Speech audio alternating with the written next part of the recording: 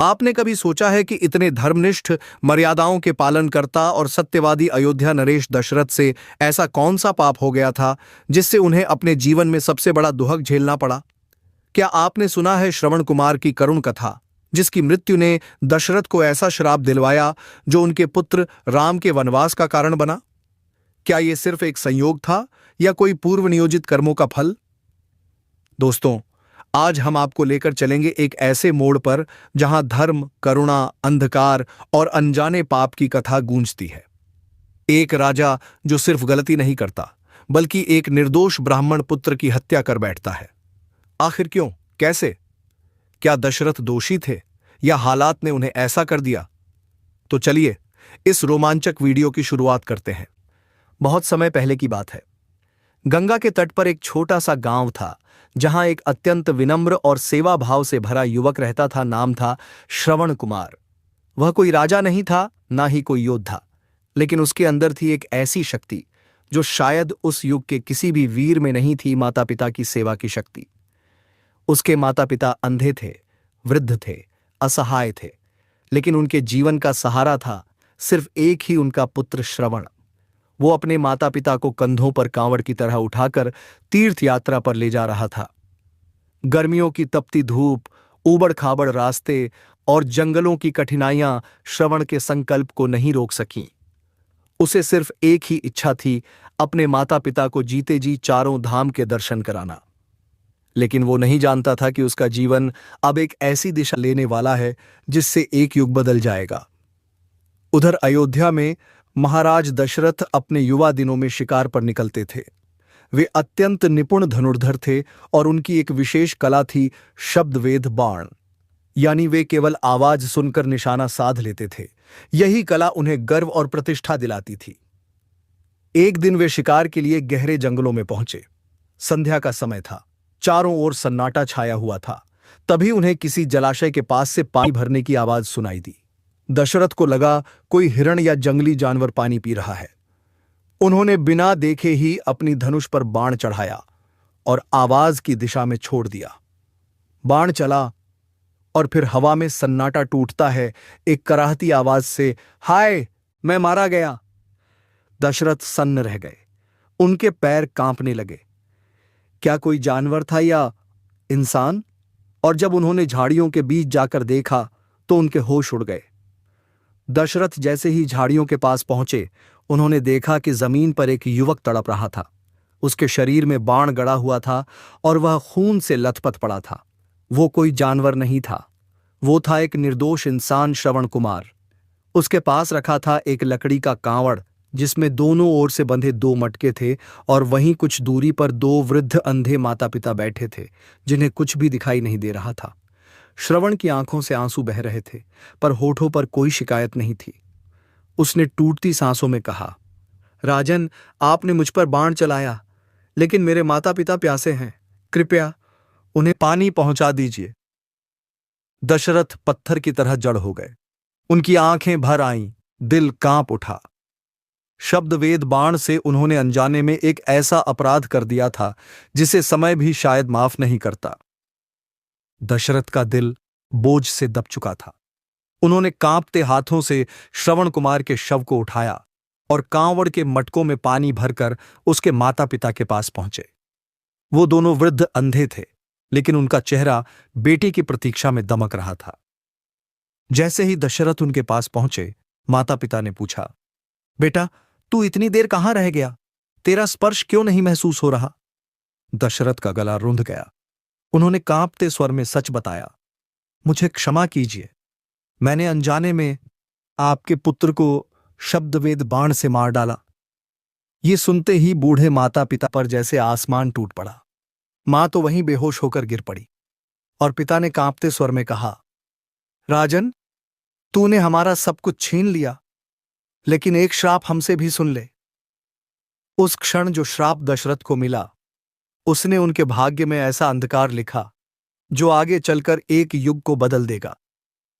श्रवण कुमार के अंधे पिता का क्रोध अब शब्दों में फूट पड़ा। उनका चेहरा तमतमाया नहीं था, लेकिन उनके शब्दों में ऐसी शक्ति थी जो समय की लकीरों को भी बदल सकती थी।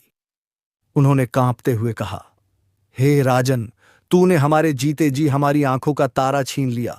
तूने हमें जीवित शव बना दिया। तेरी यही सजा है कि जैसे आज हम अपने पुत्र वियोग में तड़प रहे हैं, वैसे ही तू भी एक दिन अपने सबसे प्रिय पुत्र के वियोग में तड़प तड़प कर प्राण त्यागेगा। दशरथ उस क्षण निःशब्द खड़े रह गए।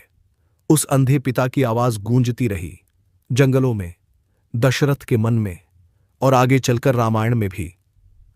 दशरथ ने बार बार क्षमा मांगी, अपने अपराध के लिए पछताया, लेकिन समय की रेखाएं उस श्राप को स्वीकार कर चुकी थीं। वो श्राप जो एक दिन राम के 14 वर्ष के वनवास का कारण बना। श्रवण कुमार के माता पिता का श्राप दशरथ के दिल में तीर की तरह धंस गया। वह राजन जो अयोध्या के सिंहासन पर बैठता था, अब जंगल की धूल में गिरकर रो रहा था। उन्होंने श्रवण कुमार का अंतिम संस्कार भी किया और वृद्ध माता पिता के लिए हर संभव कर्तव्य निभाया, लेकिन आत्मा की गहराई में जो पाप जल रहा था, उसे कोई भी कर्म नहीं बुझा पाया। वो लौटे अयोध्या तो जरूर, लेकिन अब उनका चेहरा वैसा तेजस्वी नहीं था। हर मुस्कान के पीछे एक दर्द छुपा था। उन्होंने जीवन तो जिया, लेकिन हर दिन उस श्राप की गूंज उन्हें भीतर से तोड़ती रही। राजकाज चलता रहा, राम का जन्म हुआ और दशरथ ने उन्हें सीने से लगाकर जैसे अपने जीवन का सबसे बड़ा सुख पा लिया। पर नियति तो अपना खेल बहुत पहले तय कर चुकी थी। समय बीतता गया, राम बड़े हुए, अयोध्या में आनंद छा गया, लेकिन दशरथ के हृदय में एक अदृश्य भय पलता रहा, जैसे कोई अनजाना साया हर पल उन्हें कहता हो, वियोग आएगा और वही तुम्हारे अंत का कारण बनेगा। फिर वो दिन आया जब कैकेयी ने अपने 2 वरदान मांगे, भरत का राज्याभिषेक और राम का वनवास। दशरथ स्तब्ध रह गए। राम को वन भेजना उनके लिए मौत से भी बदतर था। उन्होंने लाख मिन्नतें की, कैकेयी के सामने गिर पड़े, राम को रोकने का हर प्रयास किया, लेकिन राम ने पिता की प्रतिष्ठा और वचन की रक्षा के लिए स्वयं वनगमन स्वीकार किया। और उसी क्षण दशरथ का हृदय चीर गया। उन्होंने कराहते हुए कहा, हे राम, ये वियोग नहीं, ये उस श्राप की पूर्णता है जो मैंने वर्षों पहले कमाया था। राम चले गए और दशरथ की सांसें भी उनके साथ। राम के वनगमन के बाद अयोध्या जैसे उजड़ गई थी। राजमहल का वैभव सूना पड़ गया और सबसे ज्यादा टूटा हुआ कोई था तो वो थे महाराज दशरथ। राजकाज अब उनके लिए अर्थहीन हो गया था। वे दिन रात राम की याद में डूबे रहते, रातों को करवटें बदलते, रोते रोते कहते, राम मेरे प्राण, तू चला गया और मैं जीवित रह गया, ये मेरी सजा है। उनकी आंखों में एक ही दृश्य घूमता रहता, जंगल का वो दृश्य जहां श्रवण कुमार उनके बाण से तड़प रहा था।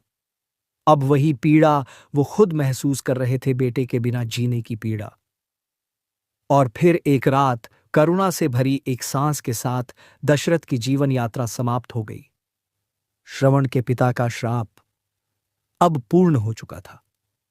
ये सिर्फ एक राजा की मृत्यु नहीं थी, ये उस पाप की परिणति थी जो अनजाने में हुआ था, पर समय ने उसे कभी भुलाया नहीं। दोस्तों, यह कहानी सिर्फ एक राजा की गलती या एक युवक की मृत्यु की नहीं है। यह है कर्म और परिणाम की अनिवार्य कड़ी की कहानी। श्रवण कुमार की सेवा और दशरथ का अनजाने में किया हुआ पाप दोनों ही जीवन के 2 पहलू हैं। जहां एक ओर एक पुत्र का निस्वार्थ समर्पण है, वहीं दूसरी ओर एक राजा की गलती जिसने बिना जाने ही एक निर्दोष की जान ले ली। यह बताता है कि हमारा हर कर्म, चाहे छोटा हो या बड़ा, हम तक लौट कर आता है। चाहे समय लगे या न लगे, कर्मों का फल अवश्य मिलता है।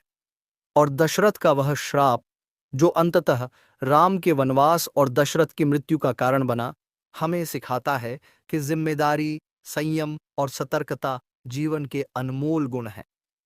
क्या हम भी अपनी जिंदगी में उन कर्तव्यों को भूल जाते हैं? क्या हमारे कर्म भी हमें कभी अंजाम तक पहुंचाते हैं? आइए, इस कहानी से हम सब कुछ सीखें और अपने कर्मों का ध्यान रखें। तो दोस्तों, यह थी कहानी उस दुखद घटना की जब अयोध्या के महान महाराजा दशरथ ने अनजाने में श्रवण कुमार को मार डाला, और कैसे उस एक पाप ने पूरे इतिहास का रूप बदल दिया। यह कहानी हमें याद दिलाती है कि हमारे छोटे छोटे कर्म भी कभी कभी बड़े परिणाम लेकर आते हैं। दशरथ का श्राप न केवल उनके जीवन को प्रभावित करता है, बल्कि रामायण की पूरी कथा को भी दिशा देता है। दोस्तों, क्या आपने कभी सोचा है, अगर दशरथ ने उस दिन थोड़ा सतर्कता दिखाई होती, तो क्या राम का वनवास होता? क्या इतिहास वैसा ही बनता?